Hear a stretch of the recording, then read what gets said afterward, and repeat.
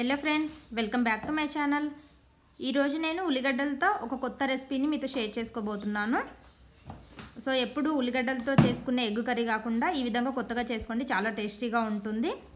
So దానికోసము ఒక cup కందిపప్పును తీసుకున్నాను. ఇప్పుడు ఇందులోనే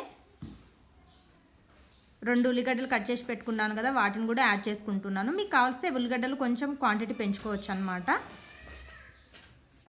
ఇప్పుడు ఇందులోనే ఒక 2 రెబ్బల కరివేపాకును, అలాగే 1 టీ స్పూన్ అల్లం వెల్లుల్లి పేస్ట్, అలాగే రుచికి సరిపడినంత కారం, ఉప్పు, 1 స్పూన్ జీలకర్ర పొడి, అలాగే 1 టీ స్పూన్ ధనియాల పొడి కూడా నేను యాడ్ చేసుకుంటున్నాను. అలాగే కొంచెం చింతపండును కూడా యాడ్ చేసుకుంటున్నాను. 1 నిమ్మకాయ సైజ్ అంతా చింతపండును నేను యాడ్ చేసుకుంటున్నాను అండి ఇక్కడ.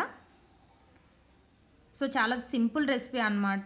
మనకు పెద్దగా వెజిటేబుల్స్ ఏం అవసరం లేవు దీనికి. ఓన్లీ ఉల్లిగడ్డలు, కందిపప్పు ఉంటే సరిపోతుంది. మనకు ఒక మంచి టేస్టీ రెసిపీని అనేది మనం ప్రిపేర్ చేసుకోవచ్చు.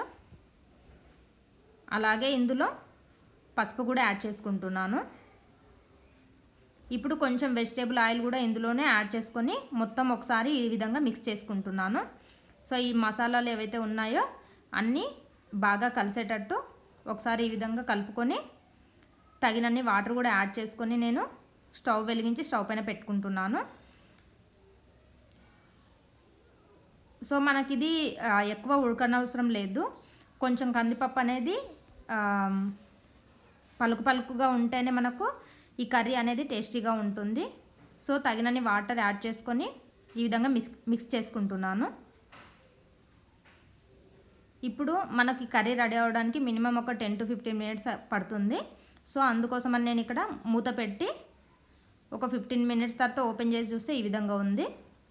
సో ఇంకొక 5 మినిట్స్లో మనకు కర్రీ అనేది రెడీ అయిపోతుంది. సో ఇది చపాతీలోకి కానీ రైస్లోకి కానీ చాలా టేస్టీగా ఉంటుంది. సో మనకి ఇక్కడ కర్రీ అనేది రెడీ అయిపోయింది. దీన్ని ఈ విధంగా ఒక బౌల్లోకి షిఫ్ట్ చేస్తున్నాను. సో ఒక 15 మినిట్స్లో మనము డిన్నర్కి కానీ లంచ్కి కానీ ఈ విధంగా కూరగాయలు లేనప్పుడు ప్రిపేర్ చేసుకుంటే చాలా టేస్టీగా ఉంటుంది. మీరు కూడా ఒకసారి ట్రై చేసి చూడండి, మీకు కూడా ఖచ్చితంగా నచ్చుతుంది. సో ఇంతే ఫ్రెండ్స్, మీకు నా వీడియో నచ్చిందని అనుకుంటున్నాను. నా వీడియో కనుక మీకు నచ్చినట్టయితే లైక్ అండ్ షేర్ చేయడం మర్చిపోకండి. అలాగే ఎవరైనా నా ఛానల్ను కొత్తగా విజిట్ చేసినట్టయితే నా ఛానల్ సబ్స్క్రైబ్ చేసుకోవడం మర్చిపోకండి. Thank you so much.